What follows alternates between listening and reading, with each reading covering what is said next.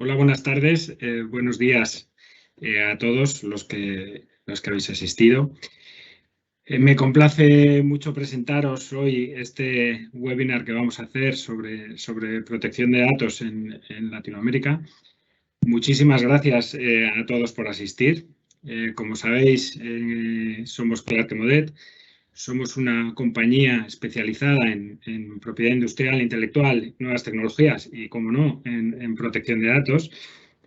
Contamos con presencia en la gran mayoría de países relevantes en toda Latinoamérica y, como no podría ser de otra manera, nuestra especialidad, una de nuestras especialidades es la protección de la información, ¿no? Y dentro de la información consideramos que los datos de carácter personal son muy relevantes a los efectos de poder ayudar a nuestros clientes no solo a proteger esa información o esos datos de carácter personal, sino también a ayudarles a cumplir con las exigencias legales de cada uno de los países, que, como veremos hoy, son diversas. Desgraciadamente no tenemos una legislación uniforme en todo el mundo. Vamos a ver cositas que yo sí os voy a explicar en relación al Reglamento General de Protección de Datos, que afecta a los países de la Unión Europea y que están siguiendo un poco un camino el resto de legislaciones hacia esas exigencias que tiene el Reglamento Europeo de Protección de Datos. Antes de nada, sí que os voy a presentar a parte de nuestro equipo especialista en protección de datos que va a participar en este webinar.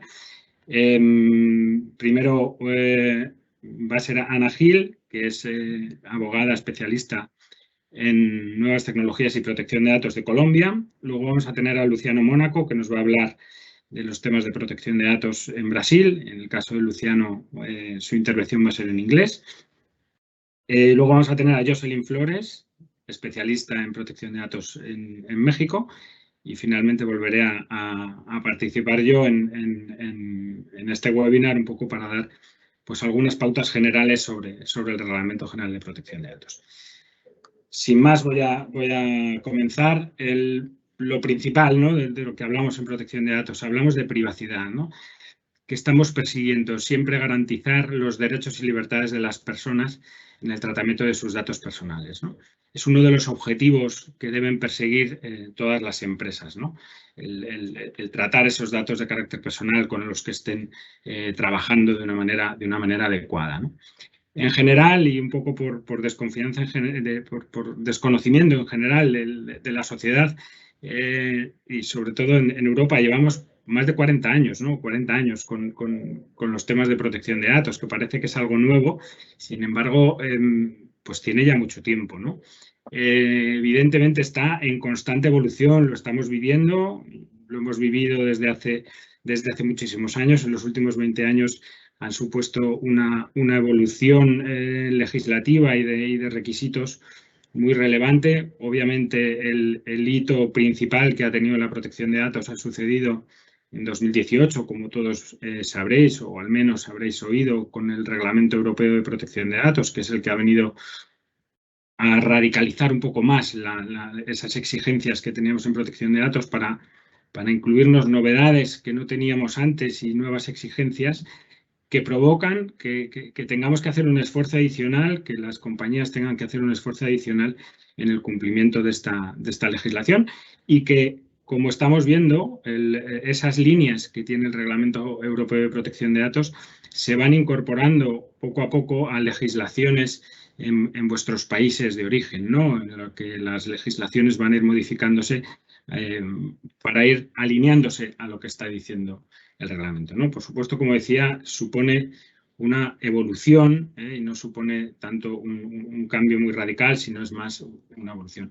He querido traeros aquí, en esta parte un poco introductoria general, en la que yo os estoy contando, y recibiréis la presentación todos, y me gustaría que sí que, si tenéis interés, pincharais en ese enlace que os he puesto ahí. Esto es un enlace de la Agencia de Protección de Datos francesa, en lo que nos establece ese mapa mundi de la protección de datos con las legislaciones que tiene cada país. Me ha parecido muy interesante que podáis analizar, ¿no?, cómo está vuestro país o el país vecino en los temas de protección de datos, ¿no? Y vemos aquí, y este mapa se hace un poco para ver también los temas de transferencias internacionales de datos, cuando desde un país de la Unión Europea se puede hacer una transferencia internacional de datos a otro país, si ese país es acorde a la legislación o qué legislación tiene, o si tiene autoridad de control o no. He querido poner una diapositiva adicional, que es esta de un poco ampliado, ¿no?, para que veáis un poco cómo son en los países, más concretamente de Latinoamérica, en las que vamos a ver si tiene autoridad de control o no, si tiene una legislación específica o no, ¿no? Vemos que todavía hay países que no tienen legislación específica en Latinoamérica y, por supuesto, en el mundo, hemos visto en la diapositiva anterior, hay muchos que aún no la tienen, ¿no? Sin más, voy a dar paso a mi compañera Ana Gil, que os va a explicar un poco en general las partes de protección de datos un poco generales en Latinoamérica y, sobre todo, más en particular en la parte de Latinoamérica, y luego nos vemos en un ratito después. Muchas gracias. Listo, Álvaro, muchísimas gracias por tu espacio, por la bienvenida. Muchas gracias a todos ustedes por estar acá conectados en este momento con nosotros. Vamos entonces con todo nuestro equipo de protección de datos personales de Clarke Modet a compartirles toda la información que consideramos es bien valiosa para que ustedes tengan presente en esos países de Latinoamérica que no solamente están conectados, sino también que efectivamente pues tienen unas legislaciones muy especiales, muy específicas relacionadas con todo el tema del Reglamento General de Protección de Datos Europeo y que se ha venido heredando acá en algunas tendencias que vienen a aplicarse en Latinoamérica. Voy a compartir en este momento la pantalla entonces para que podamos continuar. Muy bien. Listo. Marcela, ¿me confirmas por favor si la estamos viendo? Sí, adelante, Ana. Listo, muy bien, muchas gracias. Entonces, cuando hablamos acerca de la legislación sobre protección de datos en América Latina, y ahorita vamos a bajar un poquito al tema de Colombia, tenemos que tener en cuenta, como bien decía mi compañero Álvaro Ramos, que la legislación vigente alrededor del mundo en general, como esta regulación especial de la Unión Europea, ha destacado la necesidad de los países de crear y actualizar todos los esquemas y regulaciones actuales de protección de datos, precisamente con la finalidad de que se puedan ajustar al ambiente de los negocios de hoy. Esto es muy importante que lo tengamos en cuenta, ya que el tema de protección de datos tiene que ver con todo tipo de sectores y con entidades tanto públicas como privadas. Esto es fundamental para que todos tengamos en cuenta que, independiente del país en el que nosotros nos encontremos de Latinoamérica, estas tendencias que empiezan en la Unión Europea y vienen claramente a enmarcarse en Latinoamérica y en estos países especiales que estamos incluso presentes hoy y en algunos que vamos a nombrar, que han sido líderes y muy fuertes en todo el tema del control, regulación, inspección y vigilancia, también en la parte sancionatoria de datos personales, que es lo que debemos tener en cuenta. La protección de datos es realmente una preocupación, como mencionábamos al principio, alrededor del mundo, y lo que hace es impulsar a los países de América Latina a buscar formas de implementar o adecuar todas las leyes que tenemos en este momento para solucionar o combatir el problema. Que es muy importante que tengamos aquí presente para que vamos como de lo macro a lo específico, que además aplica en todos los países. Es fundamental que tengamos en cuenta que el dato personal, y precisamente por eso se preguntarán ustedes, Clarke Modet, una consultora, una multinacional especializada en propiedad intelectual, porque estamos hablando de temas relacionados con datos personales. Resulta que los datos personales constituyen uno de los activos intangibles más importantes de nuestra organización. Precisamente están conectados de manera directa con la propiedad intelectual porque esas bases de datos que tenemos al interior de nuestra organización no solamente involucran temas relacionados muchas veces con bases de datos tan específicas como bases de datos, digamos, de proveedores o de algunos clientes que venimos trabajando hace algún tiempo, que nos otorgan una información privilegiada, valiosa, y que tienen una ventaja competitiva con respecto a los demás actores del mercado, sino que además hay una base de datos que estamos trabajando en algunas ocasiones como activos intangibles, como el derecho de imagen de las personas naturales. Es muy importante y nosotros hemos tenido un caso bien especial a nivel europeo que lo estábamos aterrizando hace poco también en algunos países de Latinoamérica, donde estábamos verificando el cumplimiento y la protección en temas de datos personales relacionados con la imagen que se captura en videos, en cámaras de videoseguridad y demás, para que tengamos en cuenta que esa imagen personal como tal también es un dato y recordemos, o si no lo tenemos claro, el derecho de imagen hace parte de los activos también de propiedad intelectual de una persona natural. Hemos visto que existen figuras públicas en el mundo, en diferentes temas, en deporte, entretenimiento y demás, que utilizan su imagen como uno de sus activos intangibles más importantes y que además es susceptible de explotación, pero también de una protección muy especial precisamente porque hace referencia a toda esa capacidad interna que tiene esa persona natural de individualizarse frente a las demás personas naturales que existen. Ahora, el dato personal tiene que tener en cuenta, o ustedes como organizaciones tienen que tener muy presente que los datos personales mínimo debemos tenerlos organizados y muy bien clasificados con respecto a los clientes, los proveedores y nuestro recurso humano.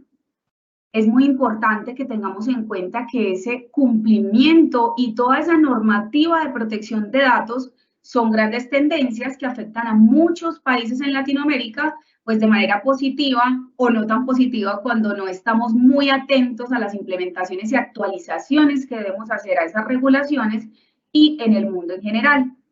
Todas las compañías, y ese es un tip muy importante que queremos regalarles a todos ustedes el día de hoy, deben estar un paso adelante e invertir dinero, tiempo, recurso humano para proteger los datos de sus usuarios. Recordemos, los usuarios o los titulares de la información de datos personales hacen referencia específicamente a los clientes, proveedores y recursos humanos de manera inicial. Pero dependiendo del sector en el que nos movamos, digamos el sector salud, por ejemplo, tendríamos una base de datos adicional o específica que sería la de pacientes, o en el sector académico, la de alumnos. ¿Qué es importante que tengamos en cuenta? Los cambios necesarios que se desarrollaron antes del año 2018 con toda esta regulación de la Unión Europea con la que abrimos este webinar, que es muy importante tener muy claro ese foco, porque de ahí es donde hemos venido heredando toda esta cultura de estos cambios y de estas restricciones o permisiones en materias de protección de datos. Antes del año 2018, varios países latinoamericanos ya habían establecido algunas medidas y políticas de protección de datos. Sin embargo, cuando entró en vigor el Reglamento de Protección de Datos Personales en la Unión Europea, el GDPR, desencadenó diversas reformas a las leyes en materias de privacidad, puesto que los países latinoamericanos decidieron elevar sus estándares de protección de datos personales para poder cumplir con aquellos establecidos en este reglamento. Vamos a ver incluso más adelante con cada uno de nuestros colegas que van a estar aquí presentes de México, de Brasil y también con Álvaro Ramos de Unión Europea, un tema ya muy específico donde vamos a tener en cuenta entonces cuáles serían especialmente esos cambios importantes o relevantes en cuanto a las actualizaciones de esos países que han trabajado fuertemente en Latinoamérica la protección de datos personales, que los que estamos aquí en este webinar tenemos que tomar atenta nota y tenemos que tener en el radar para que podamos ejecutar. El cumplimiento de los estándares en Latinoamérica en materia de protección de datos personales es bastante importante, ya que la Unión Europea, como lo mencionábamos al inicio del webinar, juega un papel bien importante en muchos mercados e industrias de América Latina. Las reformas actuales a las leyes locales de protección de datos pueden efectivamente mejorar esa relación con socios comerciales europeos y además pueden proporcionar un mayor reconocimiento internacional. Nunca es lo mismo, para que lo tengan muy en cuenta y muy presente, realizar una operación, ya lo vamos a ver en la próxima slide, una operación mercantil con un país en Latinoamérica que tiene claramente establecido, protegido y reglamentado sus datos personales y la protección a esos titulares de la información, porque yo sé que como empresa que voy a adquirir ciertos productos o servicios desde Europa, de algún país de Latinoamérica, pues tengo ya una seriedad, una calidad de cumplimiento en relación a la transmisión o transferencia de datos personales. Es algo que vamos a ver aquí más adelante. Muy bien, cuando hacemos referencia o hablamos específicamente de la transmisión y la transferencia de datos personales en Latinoamérica, tenemos que tener en cuenta la diferencia. La transmisión de datos se genera específicamente entre un proveedor, es decir, un encargado de una base de datos, y un empresario, que generalmente es el que responde por el contenido y el cuidado de esa salvaguarda de esa información. Ahora, la transferencia internacional o nacional de datos se realiza entre el empresario, que en ese caso ya sabemos que es pues el responsable de la información, y un tercero que generalmente puede ser una filial en otro país. Eso es, digamos, como lo que se nos puede presentar claramente cuando estamos haciendo negociaciones entre Unión Europea y alguno de los países de Latinoamérica. Que sí debe estar muy claro que tanto la transmisión como la transferencia de datos personales en todos los países de Latinoamérica deben estar autorizados de manera inequívoca. ¿Qué quiere decir esto? Como lo decimos los abogados, de manera expresa, que sea completamente claro que se permite la transmisión o transferencia de datos internacionales en Latinoamérica. Y ahora, para finalizar, pero no menos importante en esta parte de esta intervención, hablemos entonces ya puntualmente de temas relacionados con Colombia. Y en Colombia sí que ha habido un tema bien especial relacionado con quejas, sanciones y con todo el tema del sistema de regulación, inspección, vigilancia y control por parte de la Superintendencia de Industria y Comercio en Colombia. Esta entidad es la que se encarga de regular y de vigilar al detalle que tanto las personas naturales o jurídicas, entidades públicas o entidades privadas, con o sin ánimo de lucro inclusivamente, que almacenen, traten datos personales de cualquier naturaleza de las que hablábamos hace un momento, tengan claramente definidas sus políticas de protección de datos personales. Para dar unos ejemplos aquí muy puntuales, tenemos entonces el ranking de las empresas que han sido más sancionadas aquí en Colombia, que las encontramos a la derecha, precisamente por el número de sanciones están organizadas, y lo que tenemos que tener en cuenta básicamente es que no solamente a una empresa grande o una gran superficie puede ser objeto de sanción, inspección, vigilancia y control, sino también a una empresa también pequeña, pero que sea susceptible de transmisión o de compartir información. Estas slides igual se las vamos a compartir a ustedes junto con la grabación de este webinar para que puedan tener esta información tan interesante. Y voy a darle entonces paso a mi compañero Luciano Mónaco de Brasil, nuestro especialista en protección de datos, para que pueda comenzar su intervención. Hello, my name is Luciano. I will be the one presenting the data protection law in Brazil. Beforehand, just let me just go there. Okay. In Brazil, we have two or three major points: the law itself, but the whole process, the whole procedure that revolved around the law, related to why it was created, how it was created, and the road to become full force, to becoming what in Brazil call vigente in Portuguese.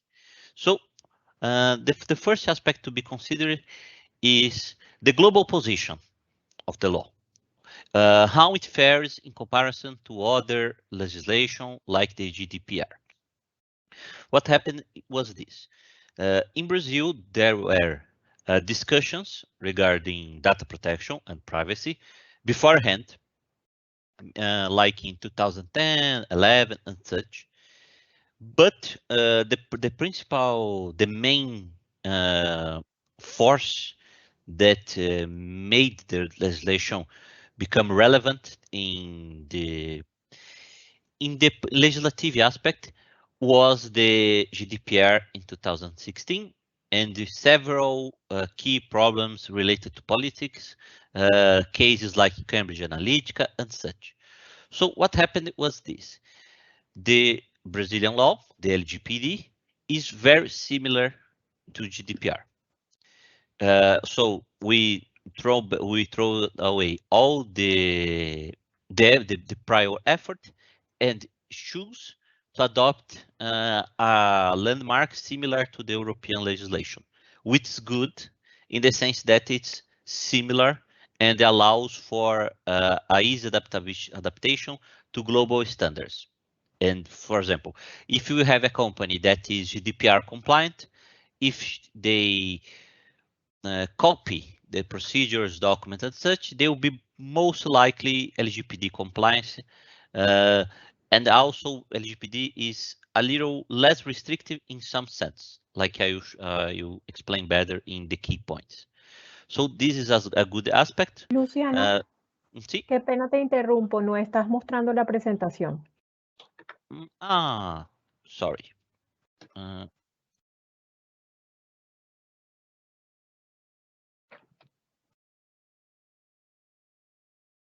Okay, sorry about that. But this is this point that I was explaining is this related to the global position. So an important aspect is, for example, we had a client that we are talking about in order to create a global standard for the company that is European. It has presence in several CIS countries and Africa. And we are talking to them in the sense that let's use Brazil. The Brazilian branch has a pilot project, and we will create here a global procedure, a global standard that we can replicate in other countries. So this is the one of the good things in the sense that the GDPR is very similar to the LGPD. So the two laws are very similar. Points of attention. Here is the aspect that I said, the road to full force. What happened? The Brazilian law was created in 2018, and it said in 2 years, 24 months, the law will be fully applicable. All the fines and all its articles. What happened was this COVID happened in the middle of all these things. So the LGPD was broken down in pieces in the sense that the authority was created at the end of 2019. The law itself, a good part of the law, entered in effect in 2020 in August. And the most special part, the fines, will enter only in full force in August, September of this year. So it was broken down in pieces. Related to the authority is in creation. It's not yet fully implemented, but it's already being shared in the media, actions by the government to put people in charge, nominated the directors and such. It's still growing. It's not completely in full force. So this is an important aspect because the law is very GDPR compliance, but we are still not there in the sense of it's not in full force, and the authority it's not fully formed. Some key points. An important key point is related to international transfers. In GDPR, if you have an international transfer, for example, a company in France or Germany wants to share information, to transfer information to Brazil. When it happens, the Brazilian recipient needs to adopt and to be GDPR compliant. So it's the extraterritoriality of the law. LGPD is not like this. LGPD is less restrictive in the sense that if you have international transfer of data, you are outside of its scope. You don't need to follow the obligations. So this is an important aspect because it's a different one. And when you talk about the Brazilian law, I will pass to the law on itself. Why? My intention is to showcase that it's very similar, which is a good aspect, really, except these points, especially this international transfer, and to basically the point that I want to highlight is Brazil is ready, the legislation exists, the legislation is good in the sense that it shares a global standard. It has some particularities, but it's very protective. But our problem is an administrative one. So Brazil is treading along the path to compliance to be fully organized. So the problem is not the law. The problem is that revolves a lot around the law, mostly the executive and the authority organization. Well, that being said, related to LGPD, to the LGPD itself, it's like in GDPR case, it's applicable only to personal data, and it also uses the concepts of personal data and sensible data. Personal data, it's information related to identified or identifiable natural person, and sensible data is more related to data like ethnic origin, political nature, health, sexual life, genetic or biometric data, and so forth. In the law itself, there's not a definition of which is more important than the other. So sensible data and personal data, it's not like sensible data, it's more important. An incident will be more important, will be more important, will be more the law defines, for example, would be higher if it's related to sensible data or personal data. It's just a matter to be able to create a good definitions of what it is. For example, it's more or less in the sense that all personal data is sensible data, or vice versa. All sensible data it's personal. When the LGPD is not applicable, non-commercial use, personal use for one person, public use with serious limitations, more like the GDPR, and when the data is originated outside from the Brazilian territory. So it's the case where it's not applicable. And lastly, just to showcase how data can be treated, can be analyzed, I will pinpoint the legal hypotheses that are very similar to GDPR, but there are some exceptions that I would like to highlight. For example, there is the consent by the holder for the fulfillment of legal or regulatory obligation by the controller, by public administration.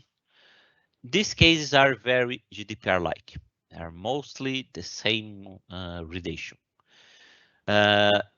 For some of them are different. For example, conducting studies by research body, like census and such. This is something that only exists in LGPD. This one, like for credit protection, included in provision of relevant legislation. These are also one of them that is important in the sense that it's very Brazilian-like. So it's not in GDPR, but most of them exist in GDPR. For example, like the protection of life and physical safety, regular exercise of rights in judicial, administrative, or arbitration proceedings. So what is the key point that I want to showcase to conclude? The LGPD is a good legislation in the sense that it's encompassing, it has good definitions, it has fines that could be high, around 50 million reais, around $10 million. But we are in implementing phase. Luciano, qué pena. Tu presentación se dejó de mostrar. No. I'm just so I can. Okay. It's just that the law itself it requires a lot of administrative effort and now the Brazilian government is with his hands full with COVID and other problems, and also a lot of organizations, organs of the public administration are implementing their compliance. So we are not in the best phase, but I believe that in the next years we will have a ramp up in compliance and the organization, because we have all the tools necessary to do that. Well, this is what I would my explanation. The key points presented. So I will pass the presentation to Jocelyn Flores. Muchas gracias, Luciano. En un momento voy a presentar. Si me pueden nada más confirmar que se esté mostrando, por favor.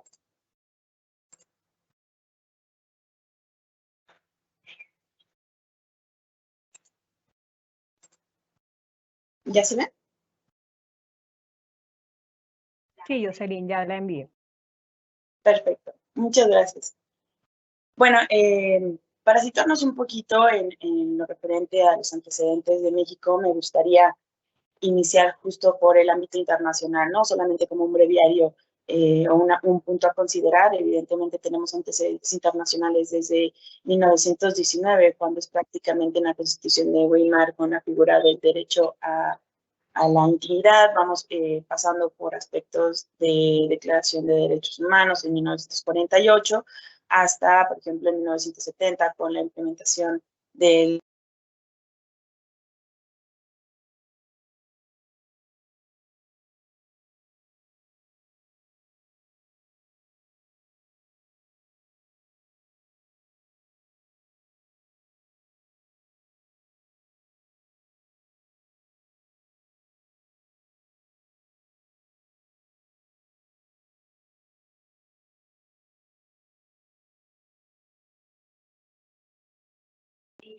Jocelyn, no te escuchamos. me haces el favor.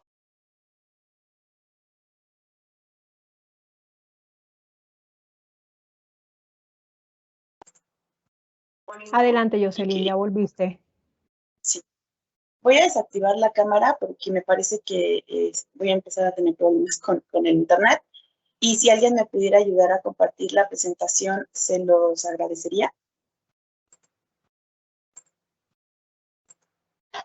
Pero bueno, como les comentaba, prácticamente estos antecedentes internacionales son los que nos permiten o que los acompañan para tener un escenario mucho más completo y robusto en cuanto a lo que se recoge directamente en el derecho doméstico en México, ¿no? Específicamente, pues bueno, algunos antecedentes, algunos puntos relevantes los podemos tomar desde prácticamente junio del 2002, con la implementación de la Ley Federal de Transparencia y Acceso a la Información Pública Gubernamental, que es mediante la cual se crea el IFAI, es nuestro antecedente más muchas gracias, Salvador, mucho más concreto en este aspecto. Y ya para 2007 prácticamente es cuando a través del Plan Nacional de Desarrollo pues se crea esta necesidad para poder contar directamente con una ley federal que garantice la protección de los datos personales, para que unos meses después se ingresara o se adicionara dentro del artículo 6º constitucional, pues un segundo párrafo que hablara prácticamente o diera la pauta para la regulación de datos personales en México. Ya posteriormente, en 2009, es cuando se hacen ajustes también al artículo 16 constitucional, dando pie a la protección de manera mucho más específica como derecho humano a la protección de los datos personales y el ejercicio de los derechos ARCO que cada individuo puede llegar a tener. Evidentemente con las excepciones que más adelante estaremos tocando directamente en la Ley Federal de Protección de Datos Personales en posesión de particulares, que su antecedente o publicación en el Diario Oficial se dio directamente en el año 2010, para ya posteriormente en el 2017 tener la Ley General de Protección de Datos Personales en posesión de sujetos obligados, que es lo que atañe directamente a organismos del ámbito gubernamental o personas que reciben directamente fondos, ¿no? de esta procedencia. Esto es más a grandes rasgos lo que tenemos para poder ubicarnos en el ámbito de antecedentes. Y ya hablando de manera mucho más específica, bueno, nos situamos en la Ley Federal de Protección de Datos Personales en posesión de los particulares, que es la ley en la cual nos rige a los sujetos o a los particulares que sean personas físicas o morales de carácter privado. Lleva prácticamente que tengan el propósito de tratar datos personales y que prácticamente estén pues situados en algunas de las dos de este objetivo, ¿no? Que es prácticamente la protección de datos personales en posesión particulares con la finalidad de regular su tratamiento legítimo, que se tenga un acceso mucho más controlado e informado para que el individuo de una manera informada pueda autodeterminarse si está en disposición o en posibilidades de otorgar los datos personales. Como indicaba, esto es prácticamente va dirigido a los particulares, a personas físicas o morales de carácter privado, con excepción a sociedades de información crediticia, o bien personas que lleven la recolección o el almacenamiento de los datos personales con un uso exclusivamente personal y sin fines de divulgación o sin fines de utilización comercial. Aquí me gustaría generar nada más una pequeña diferencia o precisión en cuanto a qué es un dato personal y qué es un dato sensible. Un dato personal es cualquier información concerniente a una persona que la permite o que la hace identificada o identificable, ¿no? Prácticamente son aquellas que nos dan una identidad o nos describen o nos precisan como individuos. Y los datos sensibles son aquellos que atañen directamente a la esfera más íntima del titular, ¿no? Cuya utilización indebida puede dar paso u origen a una discriminación que lleve o conlleve un riesgo grave para las personas, y en este caso para el titular del dato personal sensible. ¿Y cuáles serían los ejemplos del dato personal sensible? Pues sería el origen racial, el étnico, estado de salud, información genética, creencia religiosa, preferencia sexual, todas aquellas que pudieran dar pie a algún tipo de afectación. Para poder entrar en materia, también me gustaría precisar qué se entiende por el tratamiento del dato personal, ¿no?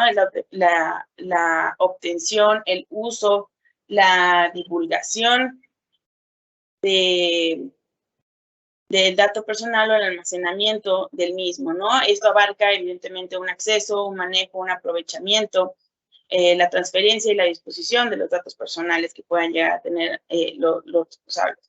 Todo ese tratamiento estará sujeto sí o sí a un consentimiento por parte del titular. Se entiende de manera tácita o de manera general que los derechos, que se da un consentimiento tácito cuando habiéndose dispuesto el aviso de privacidad al titular, no manifieste su oposición o la no transmisión de derechos, ¿no? Aquí hay una importante excepción, que es el tema de los datos financieros o patrimoniales que exclusivamente necesitan un consentimiento expreso de parte del titular. ¿Cuándo es cuando nosotros hay excepciones para este requisito del consentimiento? Es cuando los datos figuren en fuentes de acceso público, cuando los datos se sometan a una disociación previa, un procedimiento, de disociación previa, tenga el propósito de cumplir obligaciones conductuales o estén en algún estado de emergencia, de manera muy general. Entonces, podemos decir que el titular tiene el derecho también de revocar este consentimiento en cualquier momento a través de una solicitud que se haga mediante el ejercicio de los derechos ARCO, y esta revocación no tendrá efectos retroactivos, que es un punto importante sobre los cuales a veces hemos estado recibiendo ahí puntos de consulta por parte de las personas, ¿no? Para revocar el consentimiento, como decía, es necesario que la responsable disponga o prevea este mecanismo dentro del aviso de privacidad, que es prácticamente la forma en la que el titular tendrá derecho a poder ejercitar este tipo de mecanismo de protección. Pero tratándose de datos sensibles, el consentimiento deberá de ser expreso y por escrito, siempre mediante la firma autógrafa del titular, ya sea de física o a través de medios electrónicos como la firma electrónica, y que pueda dar o posicionar este consentimiento en favor del tratamiento de los datos. Este tratamiento siempre debe delimitarse al cumplimiento de las finalidades previstas en el aviso de privacidad, que más adelante estaremos revisando de manera más específica, y pretende tratar, pues, aspectos generales. Es importante indicar que todo responsable debe de garantizar el correcto uso de los datos y evitar cualquier tipo de afectación. Es importante también mencionar que el responsable que lleve a cabo los tratamiento de los datos debe establecer medidas de seguridad administrativas, tanto administrativas como técnicas y físicas, con el fin de proteger los datos personales y evitar con ello cualquier daño, pérdida, alteración, destrucción o un uso, acceso o tratamiento no autorizado que pudiera generar algún tipo de vulneración para los derechos de los titulares. Estas medidas no serán menores de aquellas que las personas, los responsables tengan para su información, y siempre deberán de considerar el grado de importancia o el grado del dato que se está protegiendo. Esta vulneración de la seguridad ocurridas en cualquier fase de tratamiento de los datos y que afecten de forma significativa los derechos patrimoniales o morales de los titulares serán informados de manera inmediata, a fin de que el titular pueda tomar todas las medidas necesarias para la defensa y protección de sus derechos. ¿Y por qué el dato es importante? Bueno, considerando que México es el cuarto mercado de telecomunicaciones más grande del continente americano, con un ingreso aproximadamente anual de 26.4 millones de dólares en el sector. Esto indica, y considerando que tiene el 70% de su población que utiliza Internet, pues bueno, lo sitúa como un punto o un foco especial para evitar que haya algún tipo de vulneración en la seguridad de los datos, ¿no? México, en diferentes encuestas, se ha posicionado como el segundo país de América Latina con un mayor número de ciberataques, con una tasa del 22.57%. Entonces, de aquí la importancia de poder realizar este tipo de protección. Ahora bien, si me ayudan con la siguiente lámina, por favor. Me voy a ir un poquito más rápido en este aspecto para poder determinar directamente el aviso de privacidad. Que es el documento físico o electrónico a través de la cual el responsable dispone directamente en las finalidades, cómo estará tratando este tipo de datos y la responsabilidad que van a tener enfrente de los titulares, ¿no? El aviso de privacidad debe contener una identidad, el domicilio de la responsable que está recibiendo estos datos, las finalidades del tratamiento de los mismos, las opciones o medios que el responsable ofrezca a los titulares para limitar este uso o divulgación, los medios para ejercer los derechos ARCO, si implica o no una transferencia de datos, el procedimiento mediante el cual los titulares tienen la información de cualquier tipo de cambio que se pudiera estar revisando directamente en el aviso de privacidad para poder tener la opción de autodeterminar y estar informado respecto de qué es lo que está pasando con sus datos y cómo puede mejorarlo, ¿no? El aviso de privacidad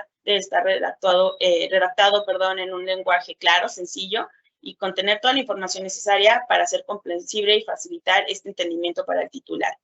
Se dispone a través de medios físicos o electrónicos que permitan esta visualización. Y un aspecto relevante, y porque más adelante lo vamos a revisar, es que el titular disponga o que tenga este mecanismo del ejercicio de los derechos ARCO. Los derechos ARCO son cualquier momento de acceso, cualquier tipo de, es el medio por el cual el titular o el representante legal puede solicitar al responsable en cualquier momento el acceso, la rectificación, la cancelación o oposición de sus datos. Es prácticamente a través de una solicitud. Por regla general se tiene 20 días para poder realizar este ejercicio y ya posteriormente, en caso de que proceda, bueno, se tendrán 15 días de manera efectiva para poder comunicar la determinación positiva y empezar a generar la aplicación de este ejercicio de manera específica.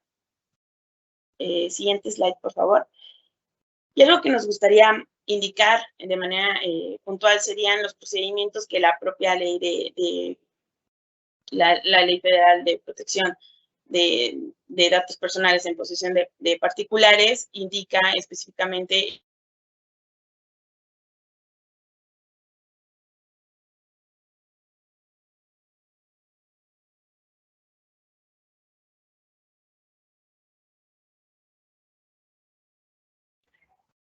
Jocelyn, no te escuchamos.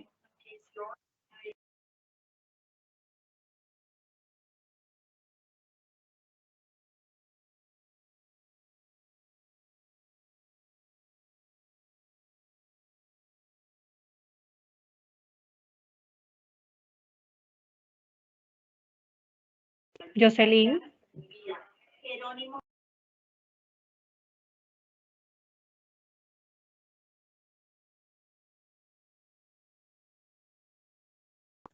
y corre traslado a la responsable para que en 15 días de la respuesta pues presente las pruebas que estime necesarias o convenientes para probarlo o para poder demostrar lo que a su derecho convenga.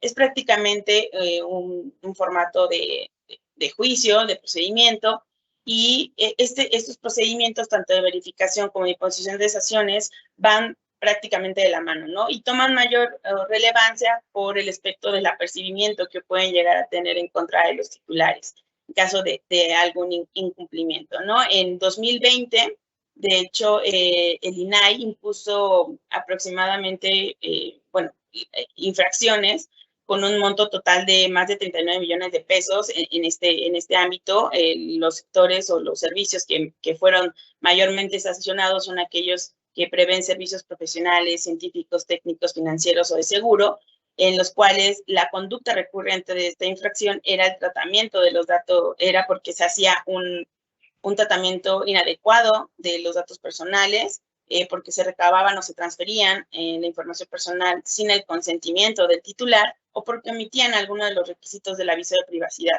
Aquí es importante destacar que este apercibimiento o estas multas pueden ir prácticamente desde los 14,000 pesos hasta los 22 millones de pesos, considerando, por ejemplo, cuando se actúa con negligencia, con dolo, cuando se declara dolosamente la inexistencia de algún dato personal, o cuando se omite alguno de los elementos que anteriormente vimos en el aviso de privacidad y que puede llegar a disponer en contra del titular. Y puede ir de los 28,000 pesos a los 45 millones de pesos cuando está involucrada alguna conducta de transferencia de datos, ya sea nacional o internacional, a terceros sin el consentimiento o sin que esté previsto en el aviso de privacidad, o recabar los datos sin el consentimiento del titular, ¿no? Recabar también los datos de forma dolosa o fraudulenta se consideran como conductas graves y podemos estar incurriendo en el segundo hipótesis para la determinación de infracciones o sanciones. Las consideraciones que se toma para poder imponer este tipo de conductas va encaminado a la capacidad económica, el carácter de la naturaleza de la infracción, si hay o no implicado algún tipo de transferencia internacional o nacional no autorizada y la reincidencia del titular. Entonces, básicamente también hay delitos en materia de tratamiento indebido de datos personales que pudieran llegar a implicar o no algún tipo de acción en contra de los titulares. Siguiente slide, por favor.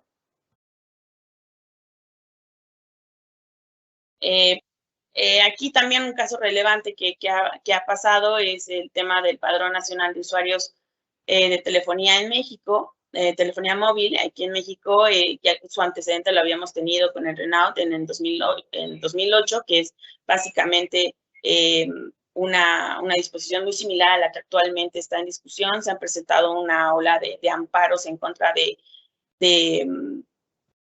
la reforma o adición de diversas disposiciones de la Ley Federal de Telecomunicaciones, de Radiodifusión, en la cual se creaba este Padrón Nacional de Usuarios de Telefonía Móvil.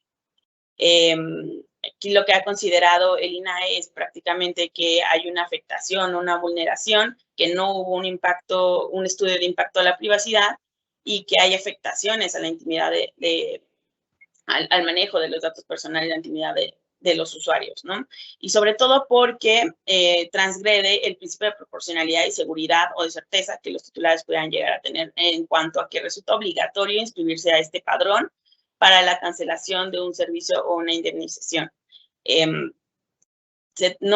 La justificación que se tiene en México para poder realizar todo este tipo de recopilación de datos, pues prácticamente es desproporcional al fin que se está pretendiendo dar en México, que es la justificación de combate a la delincuencia, a la extorsión y cualquier tipo de estos delitos que afectan, pero teniendo una carga hacia un sector que no...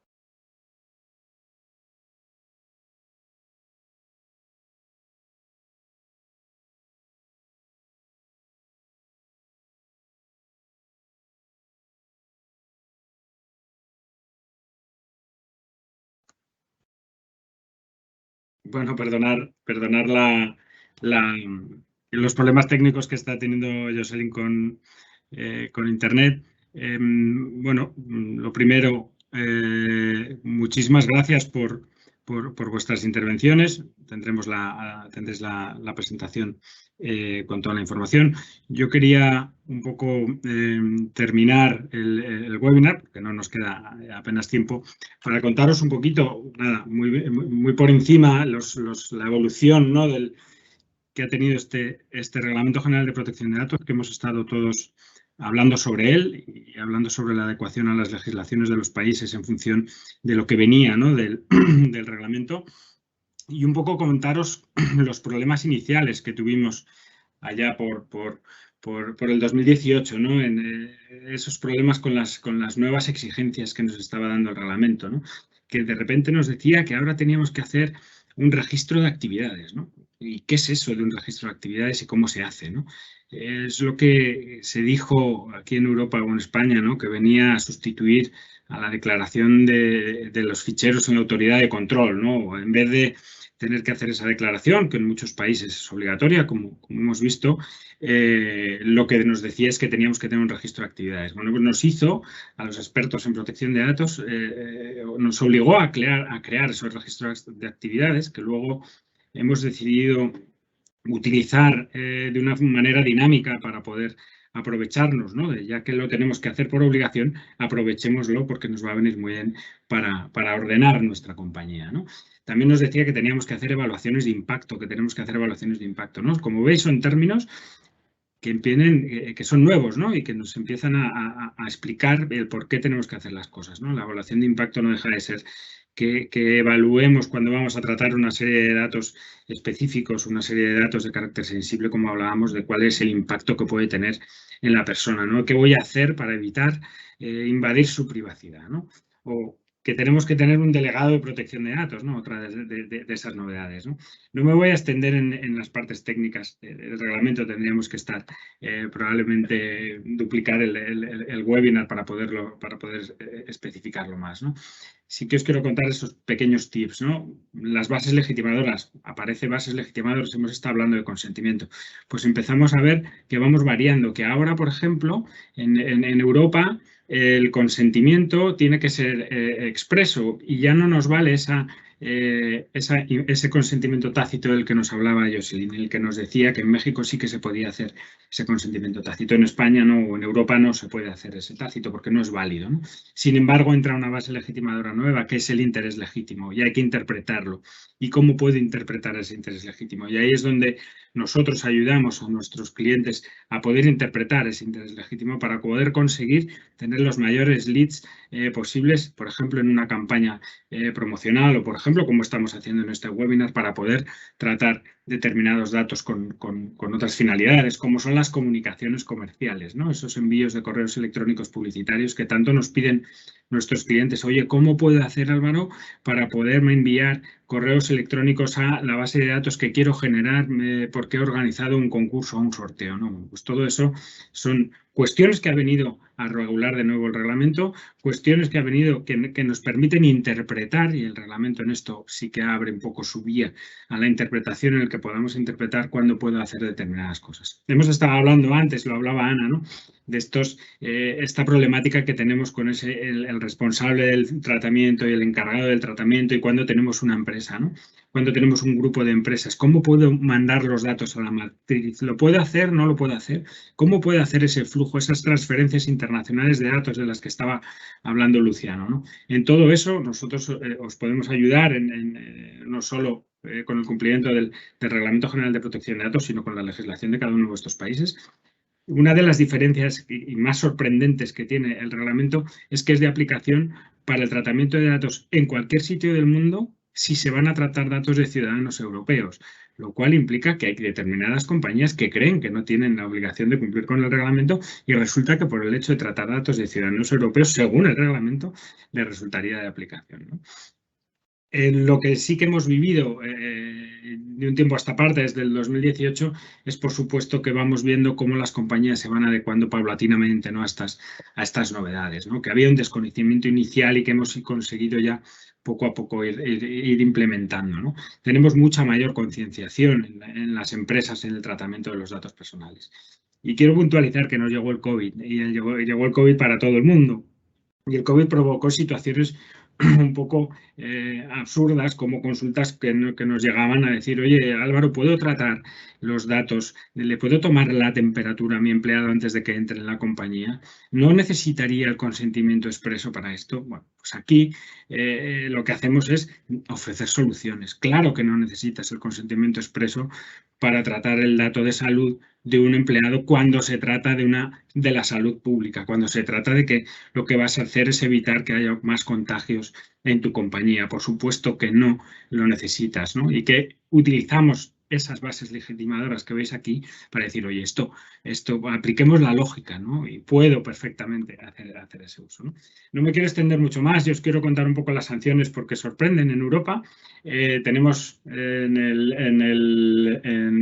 se ve entera en la pantalla, yo creo, pero tenemos a Google con 50 millones de dólares de sanción como la sanción más elevada, pero vemos que tenemos sanciones muy, muy, muy elevadas, ¿no? Tenemos de 35 millones, 20 millones. ¿Y por qué es esto? ¿Por qué tenemos esas sanciones que en ocasiones son tan elevadas? Porque lo que nos dice el reglamento es que las sanciones pueden llegar a 20 millones de euros. Sin embargo, si el 4% sobre la facturación global de la compañía te podría sancionar hasta el 4% de la facturación global. Por lo tanto, voy a poder subir o van a poder subir las autoridades de control esa sanción a más de 20 millones de euros, que son sanciones muy, muy, muy relevantes, ¿no? Vemos aquí simplemente una slide para que veáis en los 3 primeros meses del año, en el que vemos cómo España está a la cabeza de Europa de las sanciones en toda Europa. Me ha parecido curioso enseñaros que precisamente es España. Y que además en España se han impuesto 23 millones de euros en sanciones en lo que va de año, ¿no? Un 500% más, ¿no? Esto es un poco, os lo comento porque probablemente en vuestros países, cuando se vayan implementando este reglamento, evolucionará en esta línea, y hay que estar preparados, tenéis que estar preparados para evitar cometer esas infracciones y evitar tener esas posibles sanciones, ¿no? Os he puesto aquí los motivos: por cesión de datos, por uso inconsentido de datos, por las quiebras de seguridad que se puedan suponer. En el caso de Google es sobre todo por la falta de transparencia en la información, ¿no? Todos lo vivimos cuando entras en Google, pues no encuentras nada, ¿no? De dónde está la información, o te dan demasiada, lo suficiente como para que no te enteres de para qué los usan, ¿no? Y ya para finalizar, porque nos estamos pasando el tiempo, os quiero poner simplemente unos tips muy en resumen final, ¿no? Recomendaciones básicas, muy lógicas, ¿no? Ponernos en la piel del consumidor. Cuando estamos tratando datos de carácter personal, que no tratemos los datos de quien no quiere que se los tratemos. No pongamos impedimentos a cuando alguien se quiere dar de baja de mi base de datos de envíos comerciales. No le pongamos trabas. Si no quiere recibir nuestra información, pongámoselo fácil. Vamos a evitar el malestar de nuestro cliente o de nuestro potencial cliente, y sobre todo vamos a evitar que inicie un procedimiento sancionador o que inicie una presentación de una denuncia, ¿no? No usemos los datos para unas finalidades que no nos gustaría que usaran los nuestros, ¿no? Nos hemos encontrado con algún cliente que quiere utilizar los datos para otra finalidad completamente diferente a la de prestarle el servicio puro en el que está, ¿no? Si nosotros no queremos que usen los datos para otra cosa, no lo hagamos tampoco nosotros con los de nuestros clientes, ¿no? Lo comentaba antes Ana, organizar nuestra compañía. Por supuesto, la protección de datos nos va a valer para organizar nuestra compañía, para estructurar esas áreas que están trabajando con datos de carácter personal, ¿no? Y estructurarla de manera que tengamos claro qué estamos haciendo. Hablaba Ana de clientes, de proveedores, de trabajadores sobre todo, ¿no? Que los datos de los empleados también son datos de carácter personal, y tiene mucha relevancia el dato del empleado que vamos a tratar. Esto es a nivel mundial, no es solo el reglamento, ¿no? Tenemos que tenerlo muy en cuenta. Y sobre todo, y por terminar, por supuesto que hay que dar formación en protección de datos, no solo porque el reglamento es una de sus obligaciones del Reglamento Europeo de Protección de Datos, de que tenemos que formar a los empleados. Yo soy más no tanto de formación, que sí, por supuesto que hay que formar, sino de concienciación. Cuando tienes a los empleados concienciados de por qué no deben hacer determinadas cosas, por qué las áreas de marketing les impedimos, en ocasiones los abogados somos los malos que no dejamos hacer determinadas cosas. Cuando tienes concienciado al personal, es muchísimo más sencillo cumplir con la normativa que nos toque, ¿no? de protección de datos. Y creo que ya me he extendido. Solamente despedirme, daros muchísimas gracias por asistir al webinar. Si tenéis cualquier pregunta, lo podéis hacer vía correo electrónico o en el propio chat podéis poner las preguntas que queráis, recibiréis la presentación. Y nada más, muchísimas gracias por todo. Un saludo.